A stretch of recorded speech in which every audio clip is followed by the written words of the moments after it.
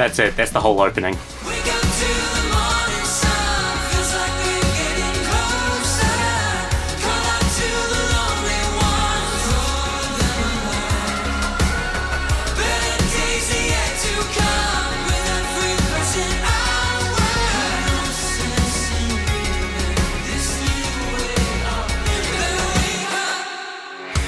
Obviously we're being a bit of a jerk for that, but we have just opened the Armoury deck just so that we can get one red and ledger. I think it's better to just open an Armoury deck, bite that bullet, get that third red and ledger, rather than spending ages opening history pack over and over again. It's not going to be fun to watch, it's not going to be fun to open.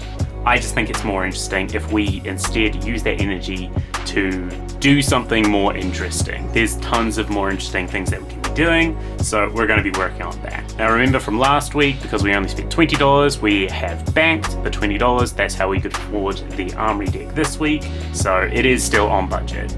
For our equipment, the big change this week is that we are now running Snapdragon scalers that we got from our packs from the skirmish. This is a huge pull, it's one of the biggest pulls that we could possibly get. We are going to still hold on to the Armoury deck equipment. It might be useful to have that one block, but not having to have the aim counter to give go again is going to make such a huge difference. It's going to be incredibly better. This is our attacks for our main board. We have our third red in the ledger. That's really the biggest change. Nothing else is too different, nothing else is too crazy. We're going to keep running this yellow withering shot until we open a red to replace it, but I'm generally pretty happy with this. There possibly is a couple of other arrows that would technically make it slightly better, but generally this is a pretty good spread. Perhaps in the future we can cut the 3 yellow spy snipings if we ever get a skullbone cross wrap. That's going to be one of the big goals, to free up this space and replace it with something better, but for now I'm fine with the 6 spy snipings. For our non-attack, the only change that we have here is that we've taken out a blue Read the Glide Path. That's to make space for an extra card in the sideboard, which we'll get to, but other than that, nothing has particularly changed. Premeditate is going to be a goal, Codex of Frailty is going to be a goal, so we'll be going back to Outsiders pretty soon, going back into there pretty hard, but we have some time to think about what we're going to take out to make space for that. Probably that's the Spy Sniping, probably that's maybe the yellow Read the Glide Pass. We want to focus more on mostly reds and a few blues. Yellows hit an awkward midpoint that doesn't particularly do anything for us. Besides Frailty, that's incredible. And finally the sideboard, we have added a second Barbed Undertow. I know I've been kind of a bit flaky on it, but I think it will be useful to have as a sideboard. Later down the line, if we find improvements, I'm okay to take it out, but there are definitely situations that it's going to be super duper useful. And if they ever make another Dromai, I'm sure that's going to be helpful. Would have been nice to have that in the Blitz skirmish, but I thought I had an extra week, turns out we didn't. It's okay, that's life sometimes. Significantly improved deck this week. I'm ready for Armoury, let's go.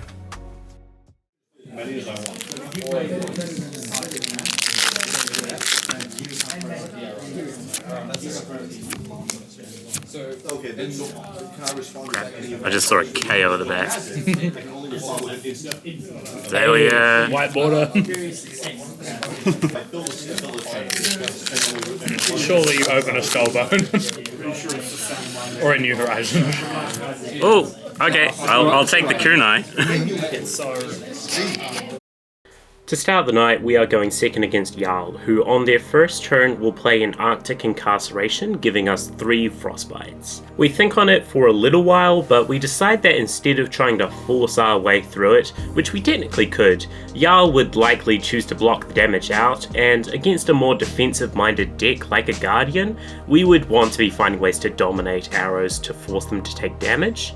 Passing's just better, and it lets us set up a 5-card hand next turn. Or we would if Winter's Bite didn't force us to pitch a card, but that's okay. On our turn we can load a Frailty shot, which we give an aim counter from point the tip, then come in for 11. They block this out and play another Arctic Incarceration for another 3 Frostbites. At least it's 2 out of 3 down. So from what we've seen in the first couple of turns, this Jarl is very defensive orientated, more than other Jarls, and is happy to buy time to wait for the best times to attack. This one we will choose to pay through because we have a spare blue in our hand.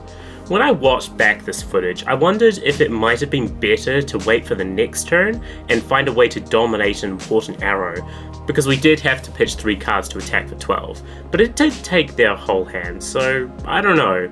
I think waiting might have been better, but this wasn't a bad choice. I've been getting so irritated with spy snipings drawing us an arrow, then showing us 2 non-attacks on top. Here we draw an infecting shot and see a point the tip and a knock on top, which if they had come the other way round would have been a really powerful turn, but we have to fire this spy sniping for 8, which I think could have been 15 dominated with a ponder, frailty and pox, if the infecting and the point the tip were just the other way around on top of the deck. I know that's a bit of just how Azalea is, but finding a Skullbone Crosswrap to mitigate that sort of effect would go so far for us. I'm skipping over a bit of mid-game here because it's mostly just a lot of trading back and forth, which Jarl is better at than we are, which is why they're ahead on life now. We do get to use our Snapdragon Scalers for the first time on a Sedation shot. We use Death Dealer to load a Bolton shot, which we can use a Lace with Blood Rot to fire for 7, threatening a reload on hit. They do block it out with the Ice Shield that will give us a Frostbite when it blocks, but we can use our arms to load another arrow and pitch through the Frostbite to shoot it for 6.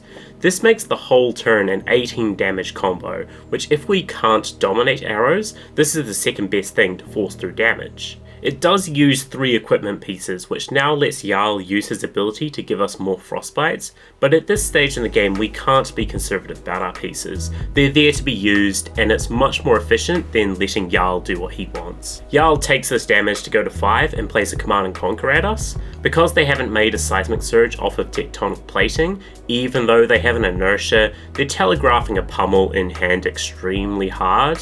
Because blocking and not blocking are both losing plays, this one's kinda out of our hands and we lose our first game.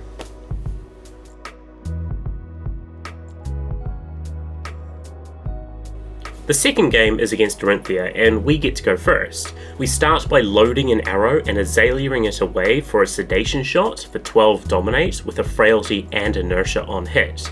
Such a good start, and any amount of dominated damage is good for us, and frailty is especially bad for warriors, and they won't have an arsenal on their second turn, which will only be a 4-card hand, so it's just perfect start to be honest. They will attack us with Dawnblade twice, which we could have blocked and stopped gaining a counter, but I actually quite like this hand, so we get ready for an aggro matchup and just take the damage. We do so we can load a Spire Sniping and see on top of the deck a Stone Rain.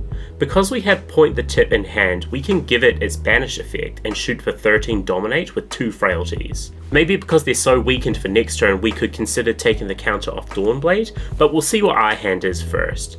Dorinthia will only swing once for 4, and we kinda like our hand and need all of it, so we'll keep the counter on for now and just hold on to this hand to play it out. With it we can load and play a Bolton shot for 6 go again. This isn't dominated and Dorinthia will block with their armor, but we can use sharpshooters to load a Stone Rain with an aim counter for dominate and buff that with lace and inertia. I know it's still inertia and Stone Rain always happening at the same time, but inertia is basically +3 naked when you use it here, so that's not that bad. This will hit, putting him on a 4-card hand and us up 16 life, so we're cautiously optimistic, which is the worst thing to be. Depending on how closely you've been watching, you might notice that they've been holding on to a pair of cards for at least 2 turns, when they could have pitched them for a second Dawnblade swing. One card is Glistening Steelblade, which gives counters to Dawnblade whenever it hits, and a Glistening almost always comes with a Twinning to boot. Because we have our Blood Rot trap in hand, we can block just for 6, knowing if it's a Twinning Blade we'll have matched it, and if it's a +3 we can react to prevent that too.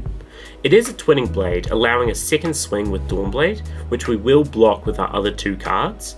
Because we had to give up our hand, we are now back to trading and we just go into the end game with 6 life to their 1. We're now forced to play less aggressively, which is exactly what we don't want because our cards don't block very well, and on this turn we're forced to block with 3 cards to survive, going down to 1. However, the card that we held was our Codex of Frailty. We can choose to put a red in the ledger in Arsenal with it. Because Dory hasn't played any attack actions this game, we can't force them to give up a card from hand, but we can still flip our Arsenal with hidden agendas to 5 for 7, which takes 3 cards, putting us back as the aggressor. Loading a Spire Sniping, all we need to do is find an arrow to dominate, and luckily we do find it, firing for 7 dominated, which will give us our first win of the night.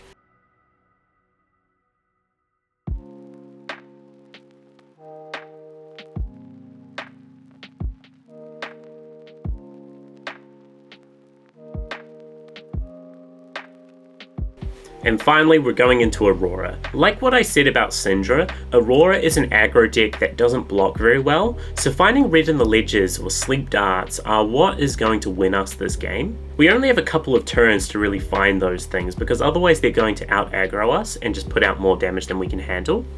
Going first, we can load a Spire Sniping, but the only arrow we see is another Spire Sniping. We will Azalea into it for guaranteed damage, but it's not one of the strong effects that we really need to find. Looking back, we should have activated Target Totalizer to draw and Arsenal a card, but that's just a mistake we'll have to live with. I'm trying out running Barbed Undertow here.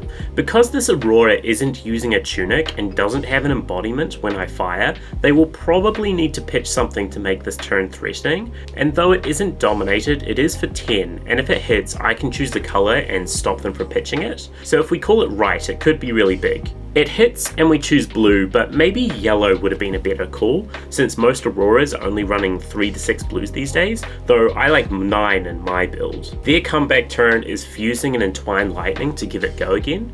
Here we can choose either to block or commit to taking it, giving them 1 draw from Channel Lightning Valley, or blocking and weakening our turn. We do take it, but they play a second Channel Lightning, and suddenly this becomes a huge combo turn. We're in for a penny, in for a pound, so we're taking the whole turn of damage just so we can respond, and it comes to 13 damage total. We have a good combo where we fire a Withering Shot, snap for go again, load Stone Rain with an aim counter, and fire for 10. They will Sigil of Suffering to draw a card from CLV, but it's a pretty good turn. Bad for us though, they will burn up Shock into an Arc Lightning.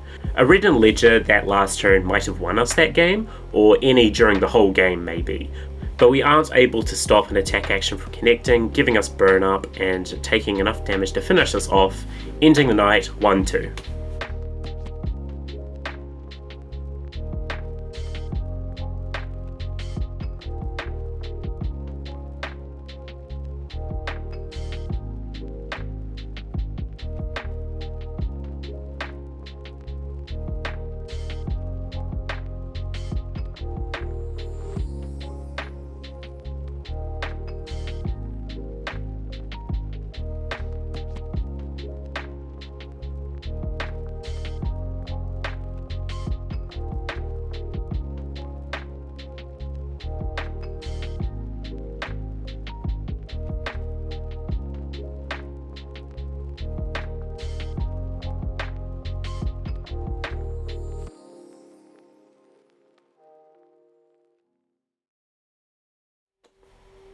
This week's kind of been pretty much the same as most other weeks. We went 1-2. I think perhaps that Aurora game could have worked out in our favor.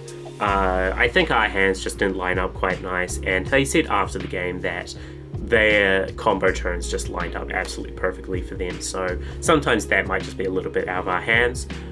Improving our consistency and our strength in the deck will help us handle that sort of matchup, one where it's the most dominant deck in the meta. And though we didn't see it, that third red ledger is going to help with that sort of thing. I've got plans on where we want to go next. We're going to make a slight rule change in the next video, which we'll talk about when we get there. But other than that, it's kind of the same week, but hopefully I'm really hoping to shoot for that 2-1 or 2-2 sometime soon. And then we can move on to topping the first Armoury. So, thank you for watching.